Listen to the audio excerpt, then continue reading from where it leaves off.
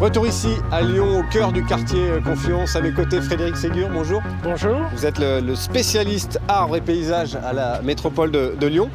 Racontez-nous, ici c'est une pépinière, on fait pousser des arbres pour les replanter ensuite, c'est bien ça? Oui, voilà, ça c'est des arbres qui ont été plantés il y a 1 an et qui seront replantés dans 2 ans dans différents coins de ce quartier pour recréer une petite forêt urbaine. L'enjeu il est important aujourd'hui, il faut rafraîchir la ville. Aujourd'hui, la principale vulnérabilité des villes, comme Lyon ou Clermont-Ferrand, c'est justement les problèmes d'îlots de chaleur, c'est-à-dire que la ville surchauffe. Toute l'année, il fait entre 2 et 4 degrés de plus au centre de la ville qu'en périphérie. Mais pendant une période de canicule, vous pouvez avoir jusqu'à 11 degrés de plus la nuit. Et c'est pour ça que les gens étouffent, n'arrivent pas à se reposer. Et c'est pour ça qu'on a des mortalités pendant les vagues de chaleur. C'est à cause de ce non-rafraîchissement nocturne. Ce problème, il est lié à ce qu'on appelle l'îlot de chaleur urbain, c'est-à-dire que toutes les surfaces, comme cet enrobé noir, accumulent de la chaleur pendant la journée et la restituent pendant la nuit. Et donc il faut trouver quelque chose pour lutter contre cet îlot de chaleur urbain. Et ce qu'on a trouvé, c'est d'avoir des sols perméables et d'avoir de la végétation et notamment des arbres. Les arbres ont beaucoup plus de pouvoir rafraîchissant qu'une simple pelouse parce qu'ils font de l'ombrage. Alors d'abord c'est ça, l'enjeu c'est l'ombre. L'enjeu, c'est d'abord l'ombrage, effectivement. Plus on a de surface ombragée, on a fait des mesures. En température ressentie pendant une période de canicule, on a jusqu'à 10 degrés d'écart en termes de température ressentie si vous êtes sous l'arbre ou si vous êtes ici en plein soleil. Le plan au niveau de la métropole, c'est 300 000 arbres, le plan canopé. Oui. Alors, est-ce que c'est le nombre ou alors c'est la surface? Non, le nombre n'a pas de sens. Il ne faut pas s'arrêter à ça. Ce qui compte, c'est l'objectif qualitatif. Qu'est-ce qu'on cherche à avoir? On cherche à augmenter la surface ombragée. Donc il faut que les arbres qu'on plante soient plantés dans de bonnes conditions pour pouvoir pousser et se développer. Si c'est pour planter des arbres qui végètent et qui meurent comme sur un parking de supermarché au bout de 10 ans, ça ne sert à rien, on n'aura rien gagné pour les générations à venir. Donc l'objectif, ce que l'on mesure, c'est la surface ombragée. La mesure qu'on a fait sur la métropole de Lyon, c'est à peu près 27% de la superficie du territoire qui est ombragée par des arbres. Aujourd'hui? Oui, ça fait 14 500 hectares sur la métropole.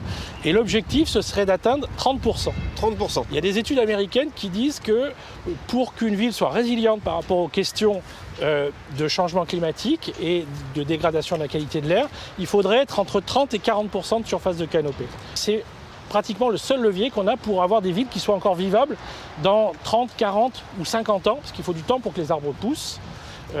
Vous savez que d'ici 2100, on pourrait avoir des températures en pic de chaleur qui pourraient dépasser 50 degrés, peut-être même 55 degrés. On ne sait pas ce que ça représente. Le record de chaleur actuellement en France, il est de 46 degrés. Et là, ce sera invivable. Et là, ce sera complètement invivable si on n'a pas d'ombre et si on n'a pas l'autre facteur rafraîchissant de l'arbre, c'est ce qu'on appelle l'évapotranspiration. Alors l'évapotranspiration, on va en parler justement. On dit qu'un arbre, en gros, ça équivaut à 5 climatiseurs. C'est Oui. vrai? Oui, vous avez sans doute remarqué que si vous mangez sous un parasol, vous avez quand même chaud. Et si vous mangez sous un arbre, c'est beaucoup plus frais. Alors il y a effectivement le rafraîchissement par l'ombrage, ça intercepte le rayonnement solaire et donc on a une sensation effectivement de chaleur en moins. Mais ce que fait l'arbre et ce que ne fait pas le parasol, c'est que l'arbre pompe de l'eau dans le sol.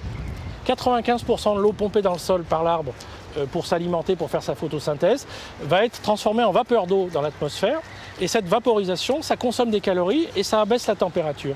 Alors, pour planter des arbres, il faut de la terre. Oui. Alors, on dit qu'il faut arrêter de consommer de la terre agricole. Comment on fait pour planter des arbres? La terre, vous allez la chercher où? Alors, depuis le 19e siècle, le modèle, il est lié à ce qu'on appelle l'étalement urbain. La ville, elle se développe, et elle se développe en consommant les espaces qui sont autour d'eux. Un département tous les 10 ans, on dit. Un département tous les 10 ans, voire tous les 6 ans même, pour certains experts. Et aujourd'hui, comme on ne veut plus avoir cette consommation de terre naturelle, parce que la terre naturelle, il faut un temps infini pour qu'elle se fasse. On estime que pour faire 30 cm de sol fertile naturel, dans la nature, il faut 3000 ans à peu près sous notre climat. Okay. Donc on ne va pas attendre 3000 ans. Donc on a mis en place des processus pour régénérer des sols à partir de matériaux qui ne sont pas des terres, qui sont des matériaux de sous-couche, des limons, des terres assez profondes qu'on ne pourrait pas utiliser parce qu'elles n'ont pas de vertu agronomique, elles n'ont pas de fertilité. Mais on travaille justement pour rétablir cette fertilité en incorporant des composts, en incorporant ce qu'on appelle de la vie biologique, pour que la terre, c'est un matériau vivant, il faut des vers de terre, il faut des bactéries, il faut des champignons, il faut plein d'autres choses, il faut qu'elles vivent.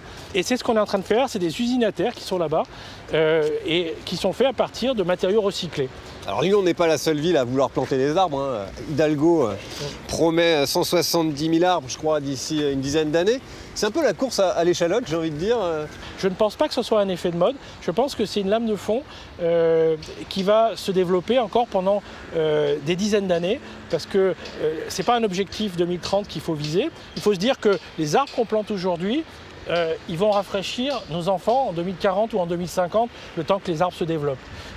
Et nous, on bénéficie des arbres que l'on a plantés sur la métropole depuis le début des années 90. On a commencé une politique pour répondre à une demande sociale des habitants, et on s'aperçoit que les arbres qu'on a plantés il y a 30 ans, c'est ceux qui nous font de l'ombre aujourd'hui.